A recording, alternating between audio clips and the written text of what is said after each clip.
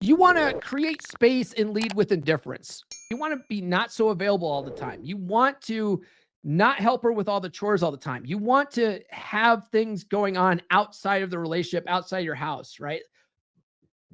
Thursday night, bowling night with the boys, whatever it is, you need to create that space because space creates scarcity in a relationship, right? Attraction grows in space and it dies in close proximity. So if you are always around her, right, you go to work and then you come home and you hang out with her and then that's it.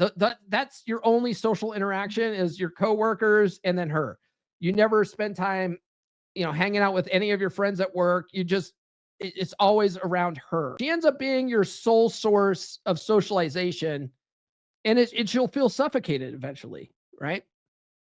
So you want to create that space. You want her to wonder about you. You want her to wonder what is he up to right now?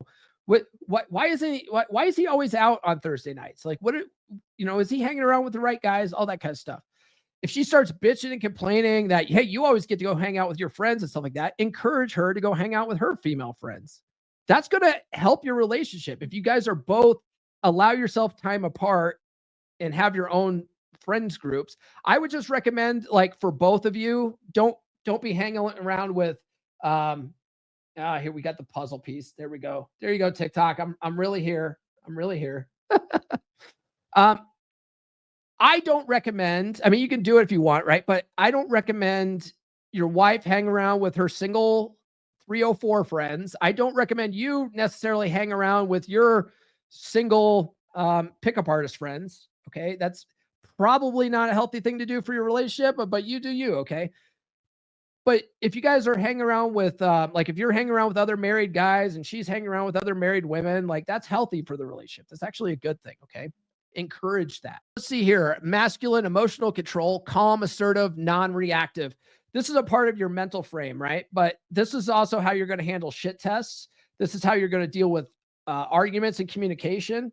Whoever is the most calm person is going to win. Whoever is the most calm person is going to win. The problem with most guys when they hear that, hey, communication is the key to a healthy relationship, is what they end up doing is they end up yelling at their girl. And then when she's not listening to you because all she hears is your tone, she's not even listening to the words coming out of your voice. You increase your volume thinking that she's going to hear you better if you yell at her, right? That's not communication. Neither of you guys are even listening to each other. You're both just waiting for the other person to stop talking. Because you're trying to think of what you're going to say next. You're not even listening to the other person, right? But if you learn how to handle that better, I teach Paul Benjamin's Luca model.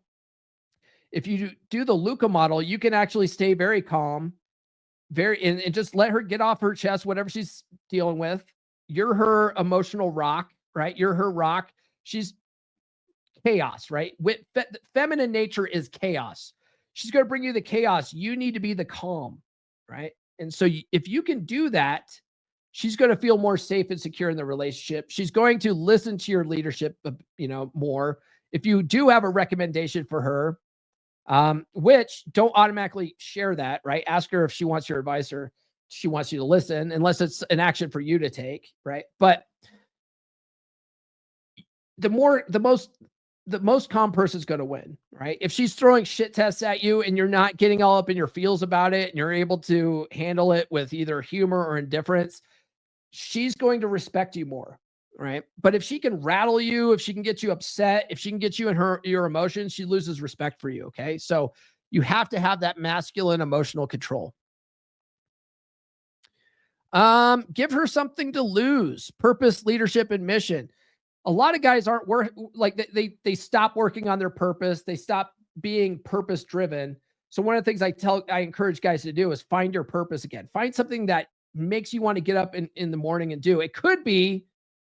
Your purpose could be just getting in shape for now, right? Going to the gym and being the most fit person in your age group on your block or whatever. Like, that's your mission now, right?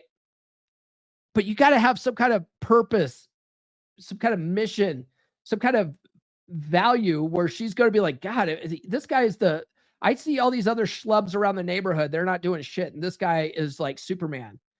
Like, I don't want to lose this guy, right? He's my best possible option.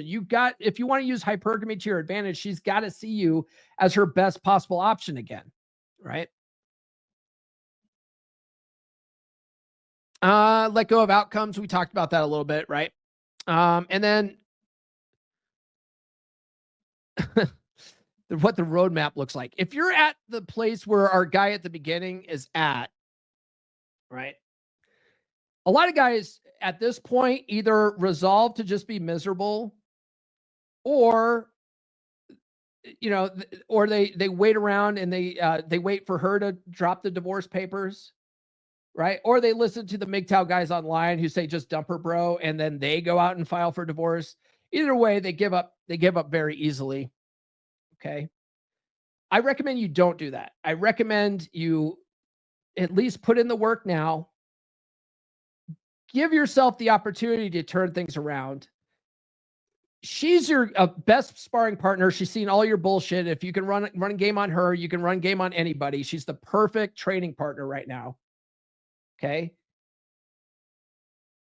The plus side is that you might actually end up saving your marriage, and you actually might have a wonderful experience going forward. Okay. That would be a total win.